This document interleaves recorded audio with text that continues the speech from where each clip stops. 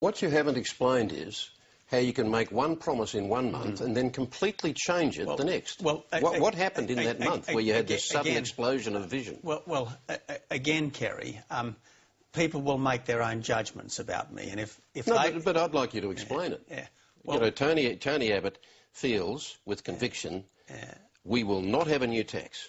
In any way, shape or form, we won't have a new tax. A month later, you do. Well, you know, again, Kerry, I know politicians are going to be judged on everything they say, but sometimes in the heat of discussion, you go a little bit further than you would if it was an absolutely calm, considered, prepared, scripted remark, which is one of the reasons why the statements that need to be taken absolutely as gospel truth is those carefully prepared, scripted remarks. So every time you make a statement, we have to ask you whether it's carefully prepared and scripted or whether it's just something on the fly. Look, we no, can... seriously, this is a very serious question. But all of us, Kerry, all of us, when we're in the heat of verbal combat, so to speak, will sometimes say things that go a little bit further. Mr Abbott, we're not all leaders of major political parties who are either Prime Minister or aspiring to be. True. And would you agree that there is extra onus on you to be accurate and honest and make promises that can be trusted? Absolutely right. But that time you couldn't. No, but the thing is, I made a statement in a radio interview in February, and then I think in March, I made a commitment to paid parental leave. Now, which was the opposite of what you'd said a month before. Well, it wasn't absolutely consistent with what I said the month before. It was the opposite.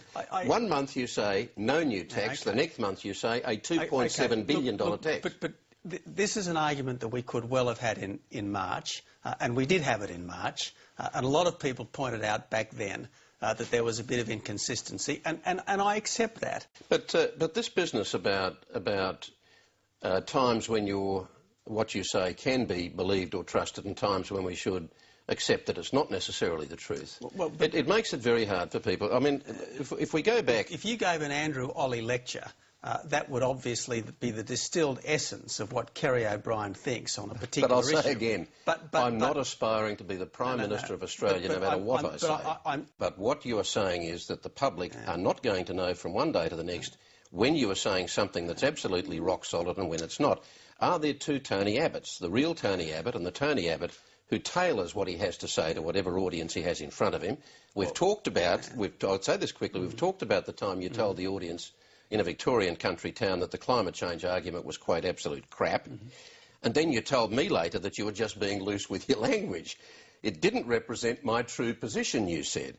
How are we to know when we're hearing your true position and when you're fudging the truth? I mean, people will make their judgments of me, Kerry, and I accept that, and I understand that. And some of them will say, aha, he said this in a radio interview in February, and then a month later in March, he made a commitment on paid parental leave, which is not completely consistent with that former statement. It was the opposite. It was the opposite of the first statement, Mr Abbott. And some people, Kerry, will judge me very harshly about that. But I'd like to hear you acknowledge this. It wasn't just a little bit different, it was the complete opposite. One was no new tax, the other was a new tax of $2.7 billion within a month.